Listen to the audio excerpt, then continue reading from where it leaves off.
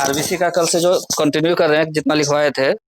Next point लिखो RBC के बारे में कि आरबीसी की औसत आयु 120 दिनों की होती है।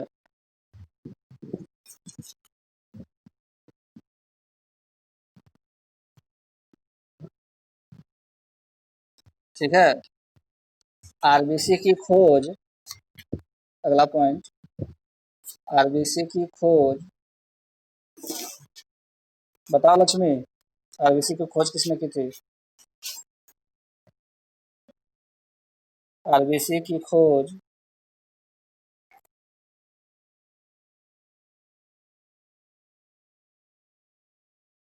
Antony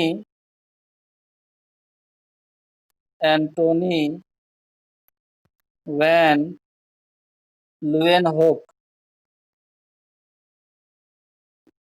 Antony van Leeuwenhoek, HAWK, Antonie van Leeuwenhoek ने की थी। एंटोनी वैन ल्यूवेनहोक ने की थी। ठीक है, नाम लिख लिया ना, एंटोनी वैन ल्यूवेनहोक। अगला पॉइंट लिखो, मोबाइल रोटेट कर लेना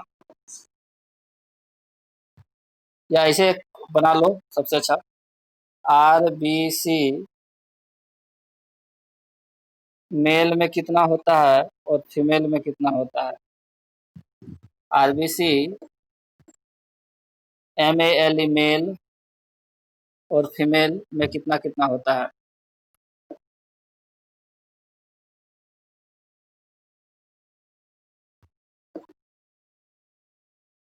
मेल में आरबीसी होता है 4.5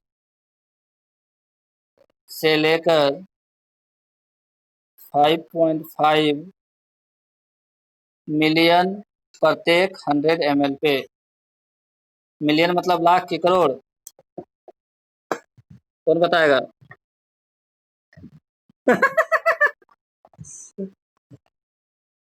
हाँ, और बिलियन मतलब?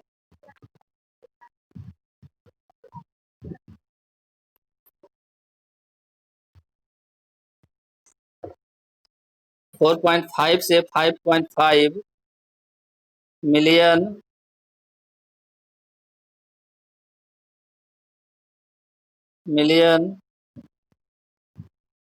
प्रति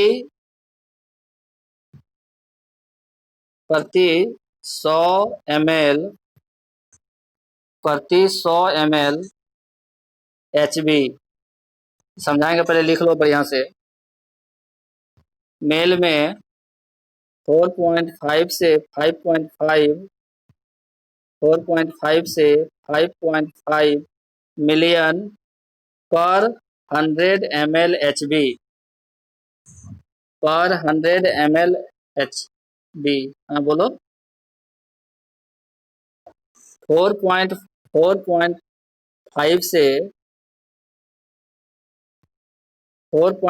से 5.5 मिलियन पर 100 ml HB, इतना आरबीसी मेल में होता है। लिख लिया सबको? मेल में कितना होता है? 4.5 टू 5.5 मिलियन पर 100 ml HB। इस HB का क्या मतलब होता है लक्ष्मी?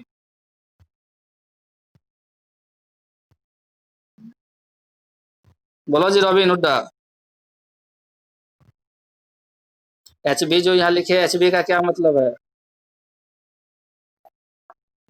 पढ़ा है तुम लोग? रॉबिन,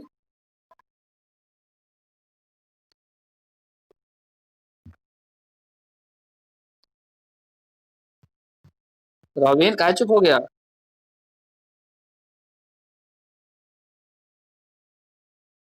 लक्ष्मी भी बोलिए कि लिखे हैं सर।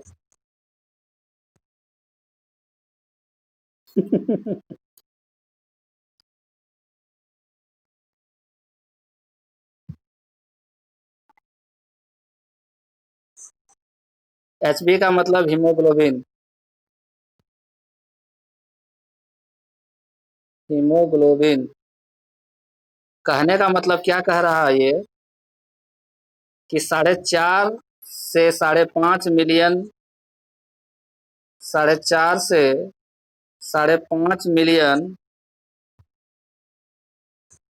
प्रत्येक 100 ml, 100 ml मतलब ml मतलब मिलीलीटर, ml मतलब मिलीलीटर, प्रत्येक 100 मिलीलीटर में, और 100 मिलीलीटर किस चीज का, एचबी का, एचबी मतलब हीमोग्लोबिन का। तो 100 मिलीलीटर हीमोग्लोबिन में कितना उसकी संख्या रहती है, 4.5 से 5.5, 4.5 से 5.5। तो ये हो गया मेल का बात। कोई कुछ बोल रहा है क्या? अब फीमेल का लिखो, फीमेल का आरबीसी कितना होता होगा। फीमेल में 4 से लेकर के 4.5 मिलियन होता है, 4 से लेके 4.5 मिलियन प्रत्येक 100 ml एचबी में, प्रत्येक 100 ml एचबी में।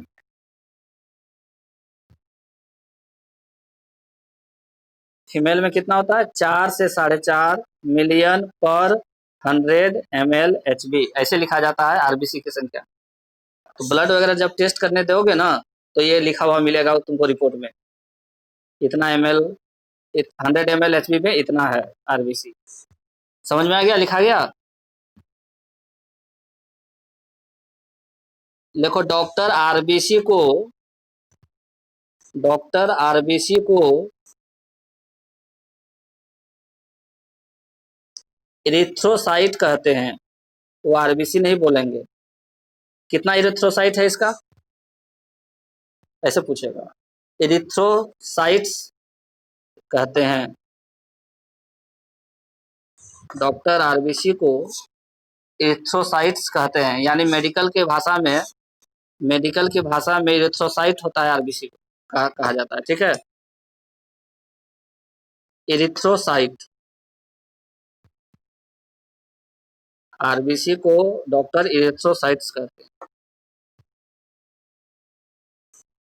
अब देखो हम लोग क्या क्या पढ़े खून का अंश में, जो जो रुधिराणु का बात किए, एक डब्ल्यूबीसी का नाम आया, एक आरबीसी का नाम आया, और एक प्लेटिलेट्स का नाम आया, ये तीन चीज का नाम आया था। हाँ,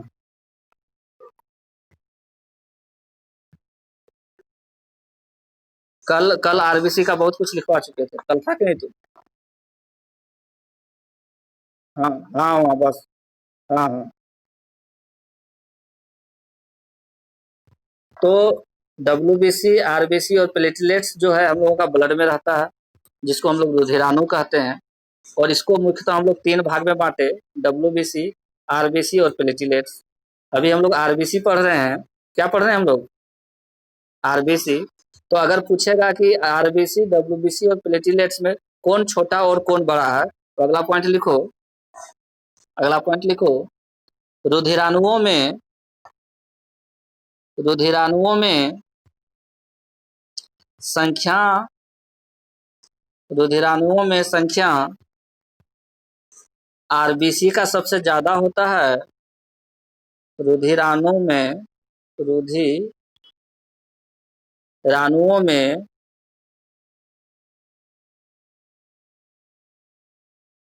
राणुओं में संख्या आरबीसी का सबसे ज्यादा होता है, परंतु परंतु आकार में, परंतु आकार में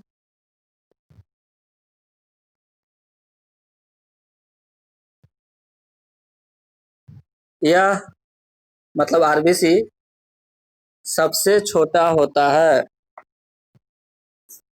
फिर से रिपीट कर रहे हैं, रुधिराणुओं में आरबीसी संख्या में सबसे ज्यादा होता है, परंतु आकार में आरबीसी सबसे छोटा होता है। ठीक है,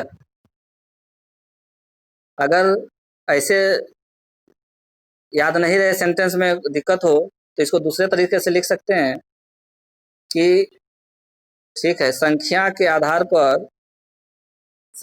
आधार पर आरबीसी सबसे ज्यादा, उसके बाद प्लेटिलेट्स और उसके बाद डब्ल्यूबीसी। ऐसे बना लो बॉक्स। संख्या के आधार पर आरबीसी सबसे ज्यादा, आरबीसी से कम प्लेटिलेट्स और प्लेटिलेट्स से भी कम डब्ल्यूबीसी। ठीक है, संख्या के आधार पर आरबीसी सबसे ज्यादा, उससे कम प्लेटिलेट्स और उससे भी कम डब्ल्यूबीसी।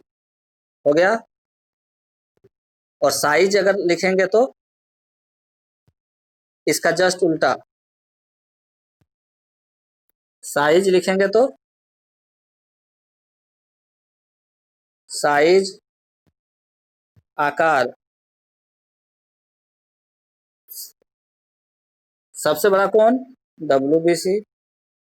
प्लेटिलेट्स बीच में रह जाएगा हर हमेशा, बीच में प्लेटिलेट्स और उसके बाद आरबीसी।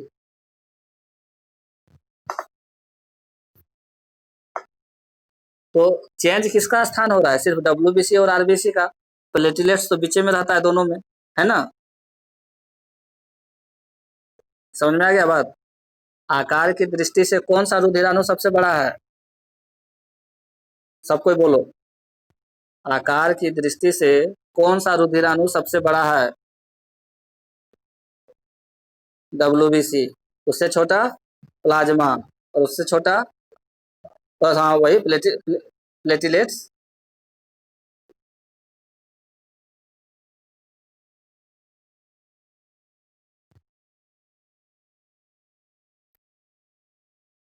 प्लेटिलेट्स और फिर सबसे छोटा आरबीसी। ठीक है, नेक्स्ट लिखो।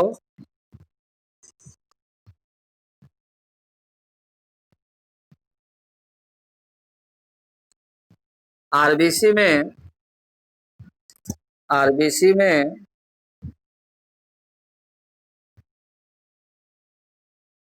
हीमोग्लोबिन की उपस्थिति होती है। आरबीसी में हीमोग्लोबिन की उपस्थिति होती है,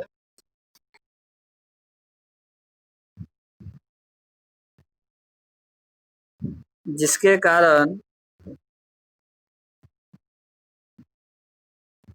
कौन हो रहा है, हेलो।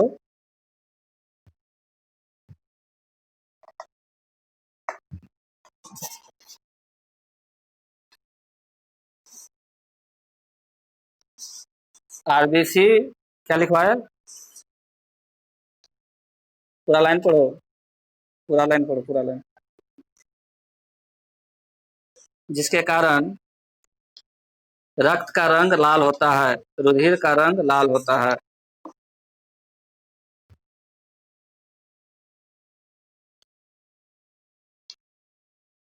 अगर आरबीसी में हीमोग्लोबिन नहीं होता तो रक्त लाल नहीं होता। ठीक है,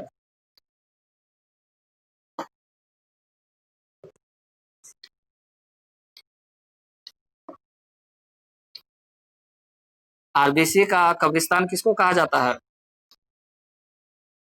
कल लिखाए थे ना, कल का लास्ट लाइन। प्लीहा या यकृत को आरबीसी का कब्रिस्तान कहा जाता है। दोनों को कहा जाता है, प्लीहा को भी और यकृत को भी। ठीक है, प्लीहा एवं यकृत को कब्रगाह कहा जाता है, कब्रिस्तान कहा जाता है किसका, आरबीसी का। तो अगर क्वेश्चन पूछे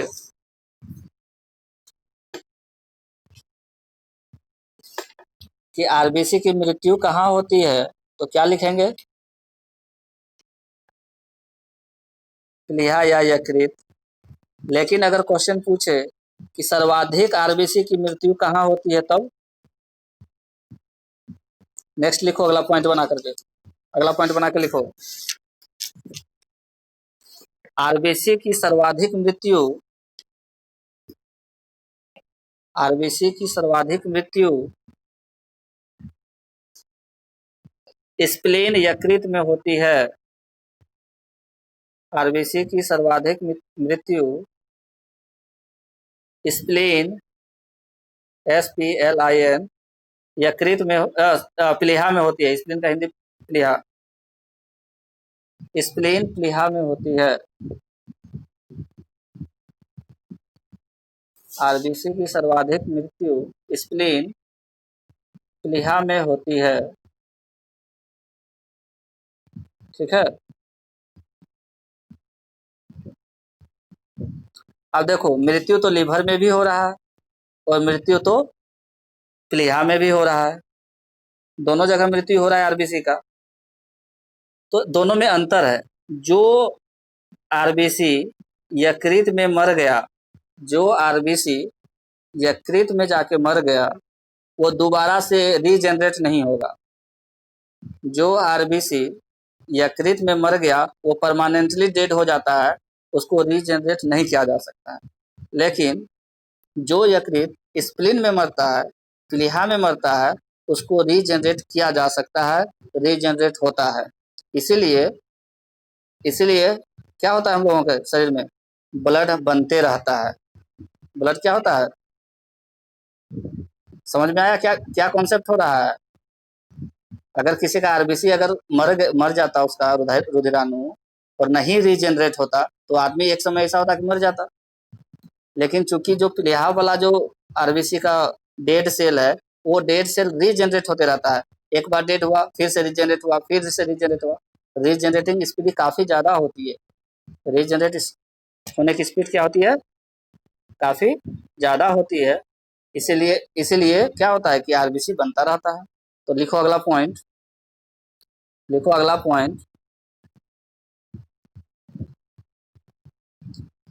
जो रुधिराणु, जो, हाँ पॉइंट बना के, जो रुधिराणु,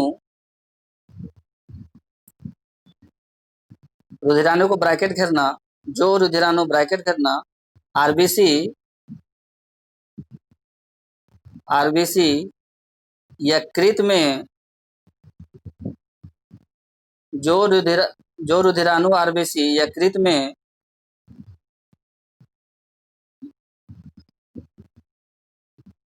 मरती है या समाप्त होती है, वह पुनः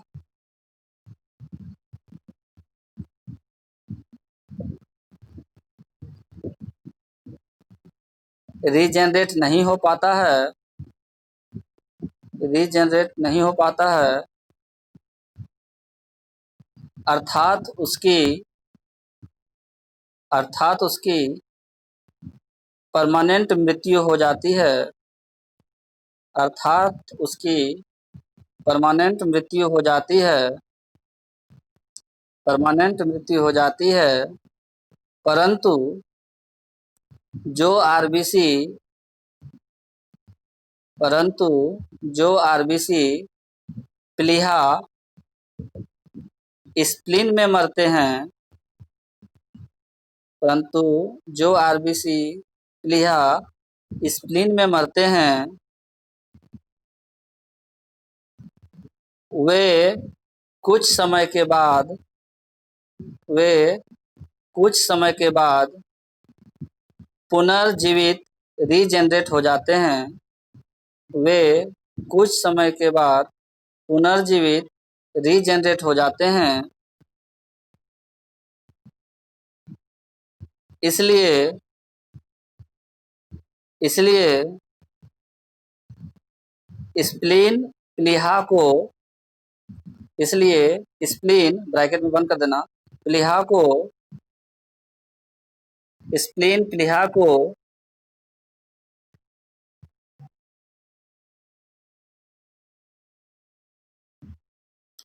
blood bank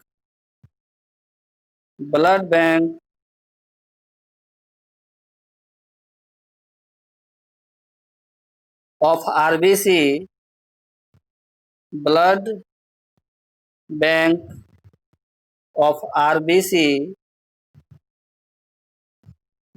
bank of RBC अर्थात आरबीसी का रुधिर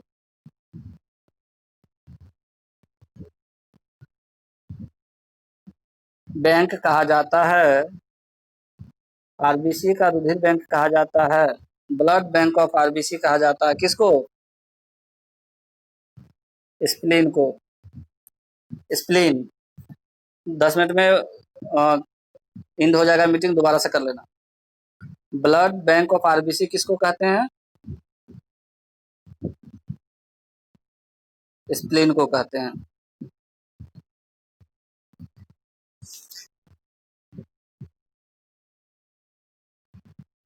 लिखो अगला पॉइंट। चूंकि आरबीसी में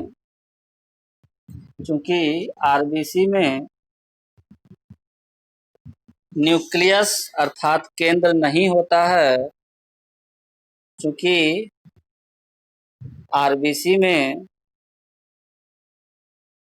न्यूक्लियस अर्थात केंद्रक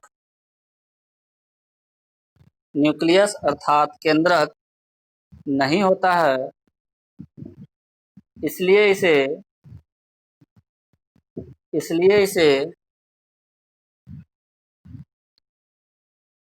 ब्रेनलेस सेल भी कहते हैं।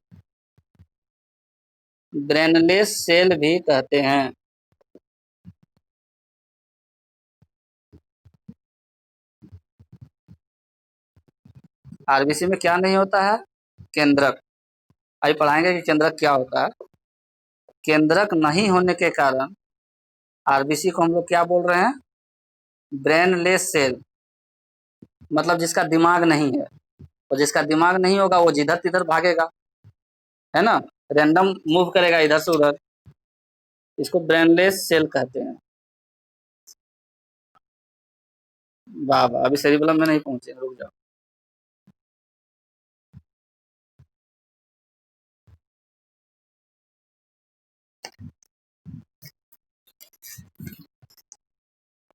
क्या कहते हैं इसको? Brainless cell.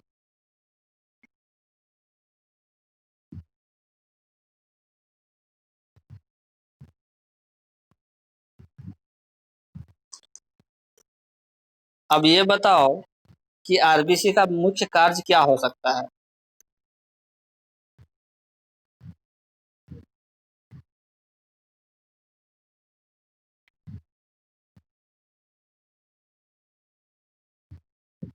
तो सही, लाल लाल ब्लड बन गया, लेकिन ब्लड का और क्या काम है? इस आरबीसी का क्या काम है ब्लड में, ये पूछते हैं। लिखो अगला पॉइंट बनाओ। आरबीसी के कार्य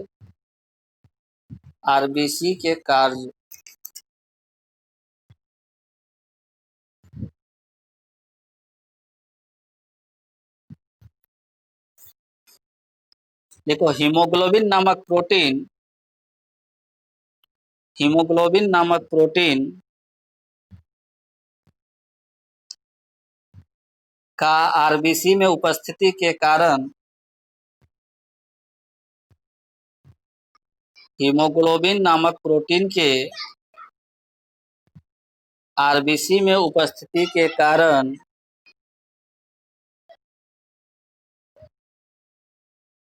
हीमोग्लोबिन नामक प्रोटीन के आरबीसी में उपस्थिति के कारण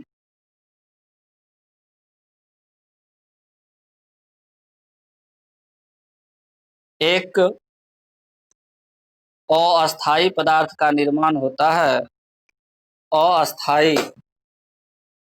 एक अस्थायी पदार्थ का निर्माण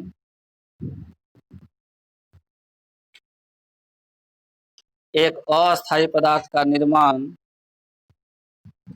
ऑक्सीजन के संयोजन से होता है।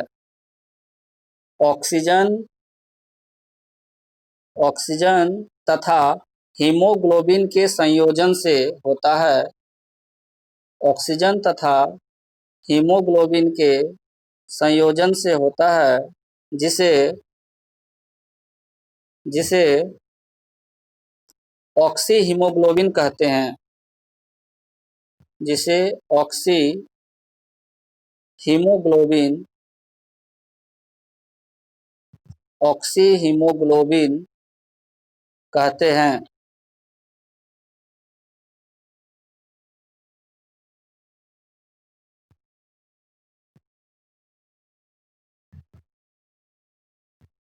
क्या कहते हैं? Oxy haemoglobin. अब ये कैसा पदार्थ है? तो अस्थायी पदार्थ है। कैसा अस्थायी पदार्थ है जो बन गया। अब बना तो ये कुछ ना कुछ कार्य करेगा, कुछ ना कुछ कार्य करेगा। तो यह उत्तक में जाता है और टूट करके ऑक्सीजन मुक्त करता है। तो लिखो वहीं पे आगे, यह ऑक्सी हीमोग्लोबिन पदार्थ यह ऑक्सी हीमोग्लोबिन पदार्थ यह ऑक्सी हीमोग्लोबिन पदार्थ उत्तक में विखंडित होकर उत्तक उत्तक में विखंडित होकर, विखंडित मतलब टूटना, ऑक्सीजन उत्तक में विखंडित होकर उत्तक में विखंडित होकर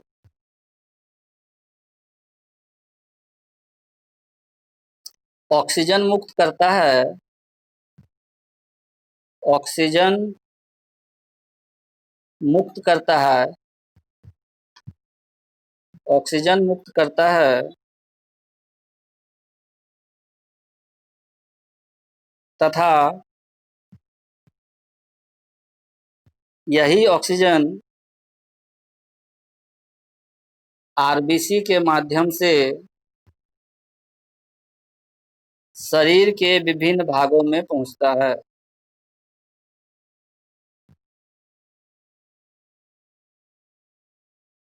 क्या? आरबीसी के माध्यम से शरीर के विभिन्न भागों में पहुंचता है।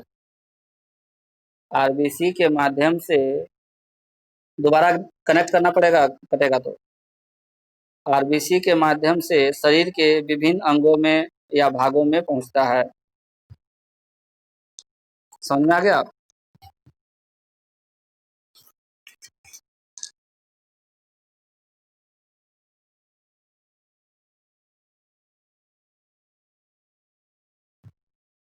अभी हमने कहा, एक पॉइंट लिखवाया ऊपर में कि जो आरबीसी होता है वो ब्रेनलेस होता है। क्या होता है? ब्रेनलेस। और आरबीसी एक्चुअली में एक कोशिका है। आरबीसी क्या है? एक कोशिका है। तो एक बात बताओ, हम लोग जो इंसान हैं वो ममल्स हैं, स्तनधारी हैं कि कुछ और प्रकार के जीव हैं? स्तनधारी जीव हैं। तो कहा जाता है कि जितने भी स्तनधारी जीव होते हैं उसके आरबीसी में न्यूक्लियस जो है नहीं रहता है। उसके आरबीसी में न्यूक्लियस नहीं रहता है। तो हम लोग क्या हुए? स्तनधारी जीव हुए। अगर हम स्तनधारी जीव हैं तो हमारे आरबीसी में क्या नहीं है? न्यूक्लियस नहीं है, केंद्रक नहीं है। और अगर केंद्रक नहीं है, इसको हम लोग क्या बोल दिए? ब्रेनलेस सेल बोल दिए। क्या बोल दिए इसको? सेल। लिखो नोट, एक नोट लिखो यहीं पर, नोट लिखो।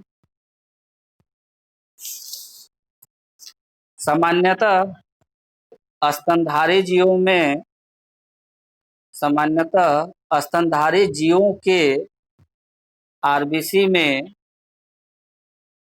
सामान्यतः स्तनधारी जीवों के आरबीसी में केंद्रक न्यूक्लियस नहीं होता है। सामान्यतः स्तनधारी जीवों के आरबीसी में केंद्रक अर्थात न्यूक्लियस नहीं होता है, परंतु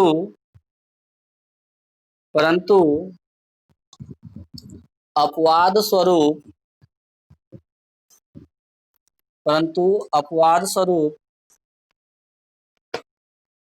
ऊंट तथा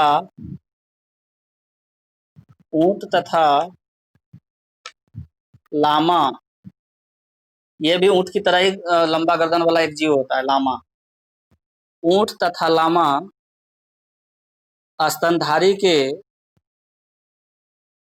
आरबीसी में न्यूक्लियस पाया जाता है।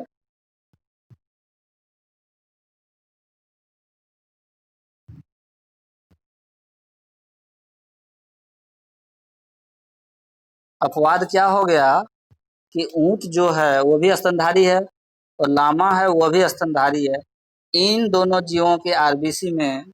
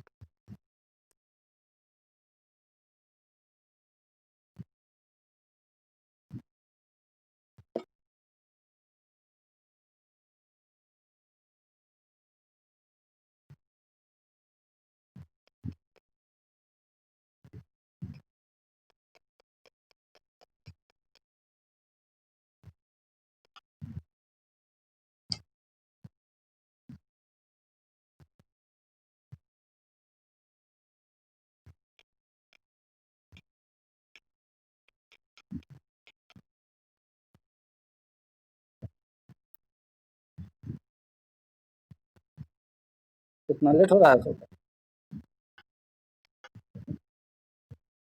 लिखो तुम लोग।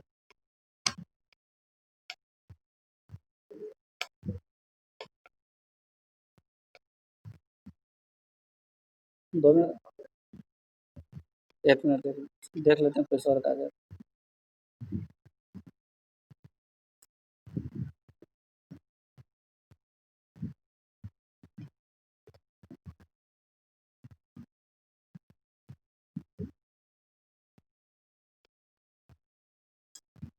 ऊंट तथा लामा स्तनधारी जीवों में के आरबीसी में न्यूक्लियस पाया जाता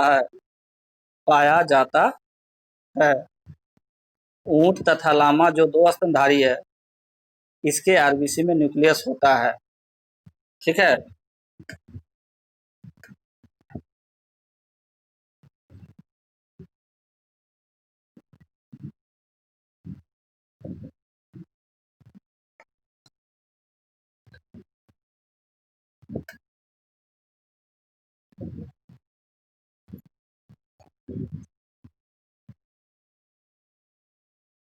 चलो अब कोई नहीं करेगा ज्वाइन।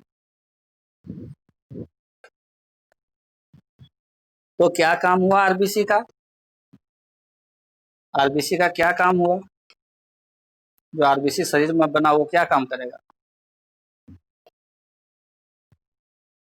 बोलो कोई।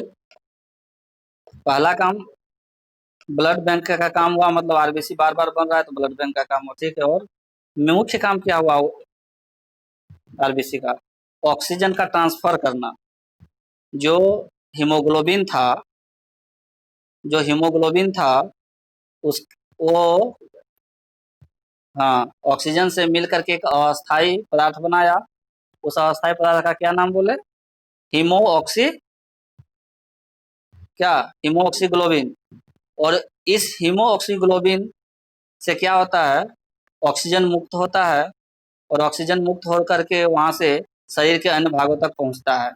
ठीक है, तो दो काम करता है। देखो आरबीसी आरबीसी ऑक्सीजन का ट्रांसफर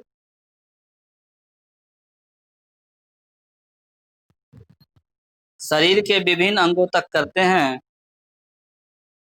ऑक्सीजन का ट्रांसफर शरीर के विभिन्न अंगों तक करते हैं तथा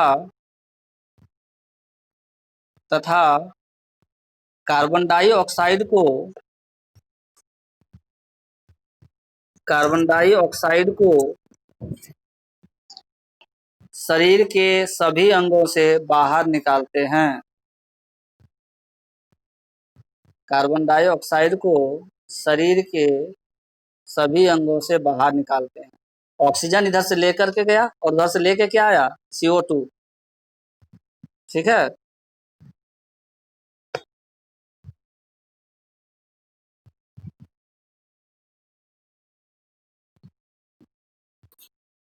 हाँ बोलो। लिखे आरबीसी O2 को शरीर के विभिन्न अंगों तक ट्रांसफर करता है तथा CO2 को शरीर के अंगों से बाहर निकालता है। यही एक लाइन लिखाए हैं। इधर से ऑक्सीजन लेकर के पहुंचाया सब जगह और उधर से CO2 लेकर के बाहर आ गया। ठीक है, ठीक है। अच्छा, ऑक्सीजन की कमी होती है तो लोग मर क्यों जाता है? किसी जगह पे अगर ऑक्सीजन का कमी हो गया क्यों मर जाता है? हम्म,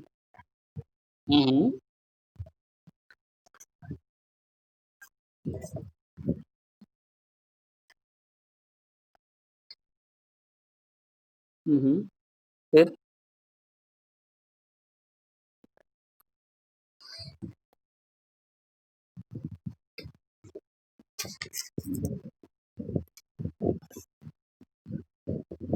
हम्म,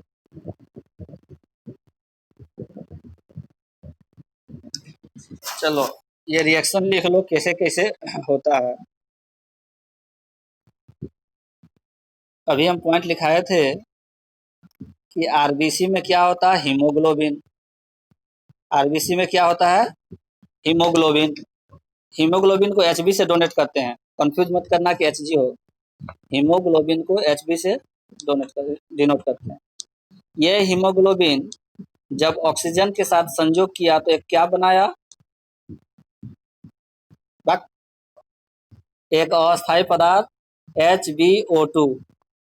HbO2 क्या बनाया? HbO2। O2। अब ये HbO2 से ऑक्सीजन को क्या करता है? रिलीज करता है। ऑक्सीजन को रिलीज करता है और जो ऑक्सीजन को रिलीज करने के बाद क्या होता है कि उसको शरीर के अन्य भागों तक पहुंचाता है और वहां से जो CO2 मिलता है वो लेकर के वापस आ जाता है। तो एक रिएक्शन हुआ Hb+O2 HbO2। ठीक है, और उसके बाद आखिर वहां सिर्फ ऑक्सीजन तो नहीं है, वहां कार्बन डाइऑक्साइड भी तो है प्रेजेंट। तो अगर ये Hb कार्बन डाइऑक्साइड के साथ CO2 के साथ जब रिएक्शन करेगा तो क्या होगा? ऊपर वाला इक्वेशन लिख लिया ना? ये Hb CO2 के साथ जब रिएक्शन करेगा तो ये HbCO2 बनाएगा। क्या बनाएगा? HbCO2। अब जो ये कार्बोक्सी हीमोग्लोबिन इसको बोलते हैं। HbCO2 को कार्बोक्सी हीमोग्लोबिन लिखना है तो लिख लो। Carboxy haemoglobin, carboxy haemoglobin.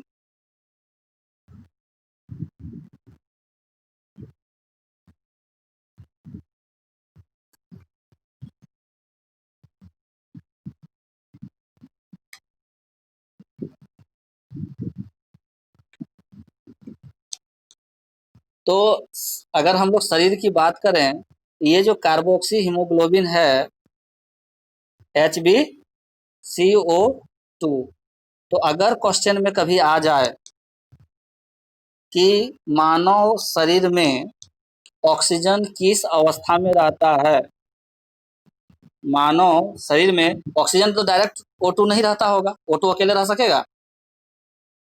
नहीं रहेगा। तो मानव के शरीर में ऑक्सीजन जब भी रहता है तो वो HbCO2 के साथ रहता है, ये यहाँ O2 रहता है, और इसमें से जो कार्बन का जो अंश है, CO2 का जो अंश है, कुछ कार्बन डाइऑक्साइड वाला अंश, इसी में से लेता है, थोड़ा ऑक्सीजन रह जाता है और बाकी को बाहर निकाल देता है CO2 के फॉर्म में, ठीक है। तो जो ऑक्सीजन होता है हमारे ह्यूमन बॉडी में, वो HbCO2 के फॉर्म में रहता है, वो O2 के फॉर्म में नहीं रहता है। लिख लो नोट करके ये पॉइंट कि मनुष्य के शरीर में ऑक्सीजन HbCO2 के फॉर्म में रहता है, HbCO2 के फॉर्म में रहता है।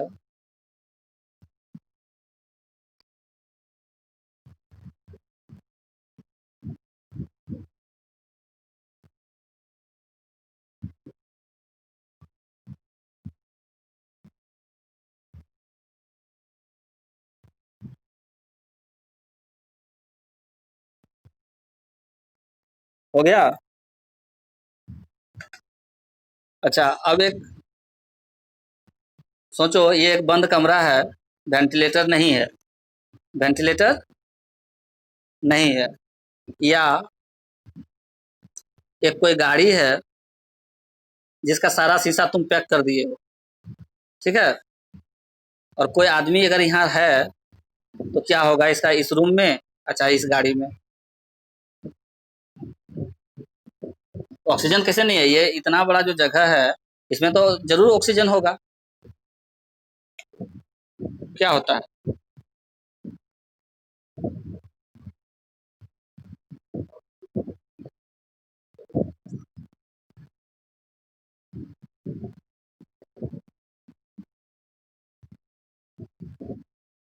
हम्म। हम्म।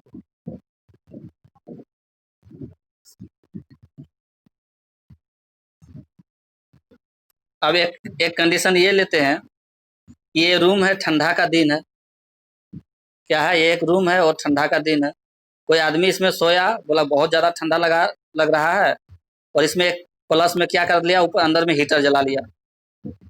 क्या जला लिया? रूम में हीटर जला लिया, सो गया। ये व्यक्ति सुबह में जिंदा नहीं बाहर निकलेगा।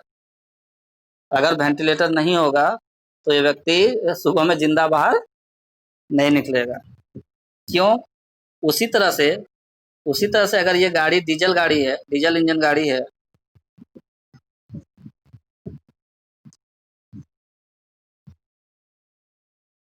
डीजल इंजन गाड़ी है मान लो, और सारा विंडो इसका बंद है, चारों तरफ से पैक है, और गाड़ी स्टार्ट रहेगा, तो क्या होगा?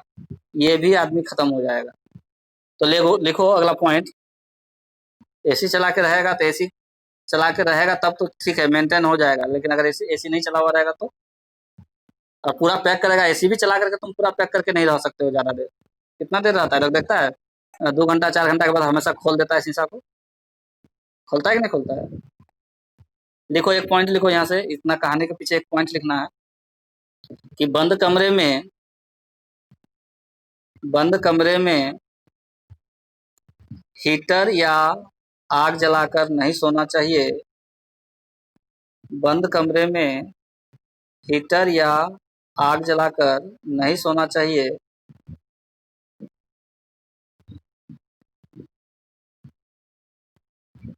क्योंकि इससे निकलने वाले कार्बन मोनोऑक्साइड गैस इससे निकलने वाले कार्बन मोनोऑक्साइड गैस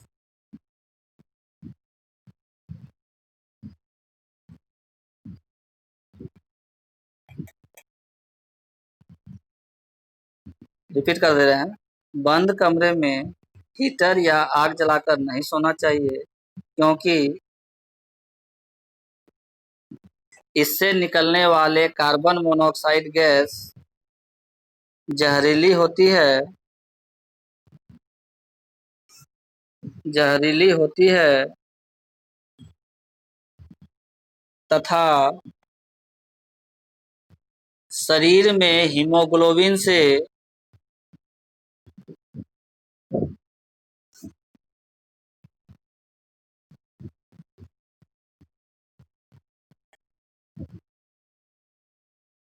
घुलकर शरीर में हीमोग्लोबिन से घुल जाती है, शरीर में हीमोग्लोबिन से घुल जाती है।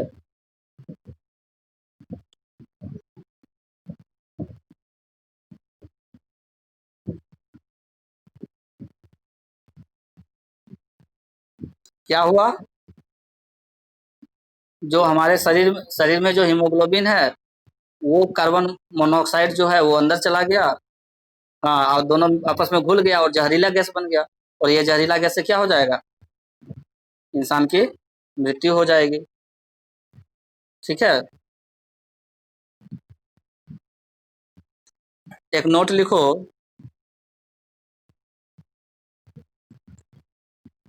एक नोट लिखो, मनुष्य के रक्त में, मनुष्य के रक्त में सर्वाधिक घुलनशील गैस, मनुष्य के रक्त में सर्वाधिक घुलनशील गैस कार्बन मोनोऑक्साइड CO होता है।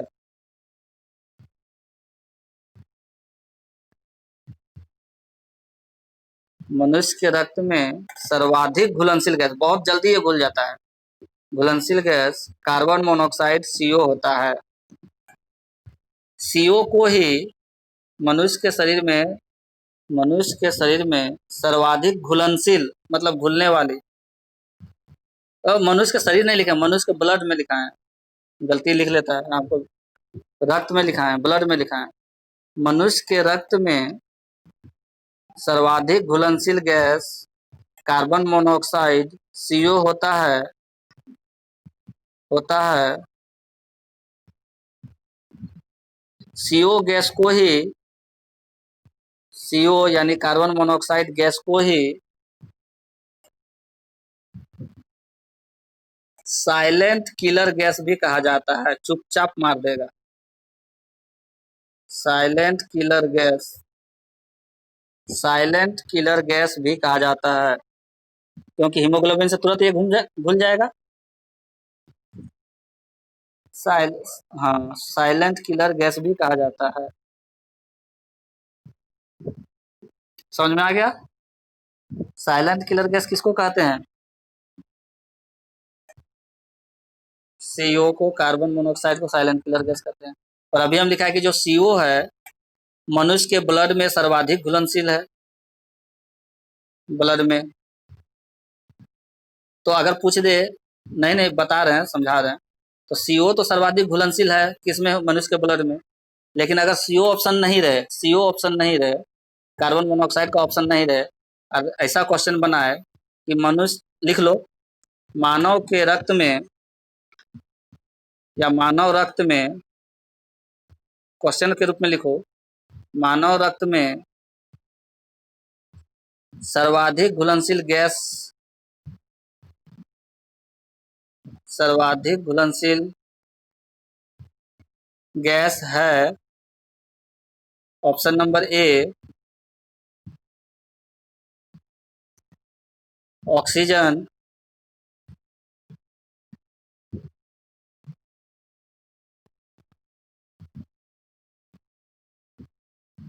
Option number B nitrogen, A oxygen, B nitrogen, C sulphur dioxide, sulphur dioxide, और डी इनमें से कोई नहीं, इनमें से कोई नहीं। क्या मारेंगे? मानव रक्त में सर्वाधिक, इनमें से सर्वाधिक मानव रक्त में घुलने वाली गैस है ऑक्सीजन, नाइट्रोजन, सल्फर डाइऑक्साइड या इनमें से कोई नहीं। क्या मारेंगे? नहीं, यही बताने के लिए तो ये क्वेश्चन दिए हैं। नहीं, ऑक्सीजन। अब यहाँ दूसरा एक पॉइंट लिख लो कि कार्बन मोनोऑक्साइड के बाद, कार्बन मोनोऑक्साइड के बाद मानव रक्त में दूसरा सर्वाधिक घुलनशील गैस, कार्बन मोनोऑक्साइड के बाद मानव रक्त में दूसरा सर्वाधिक घुलनशील गैस ऑक्सीजन होता है। मानव रक्त में कार्बन मोनोऑक्साइड के बाद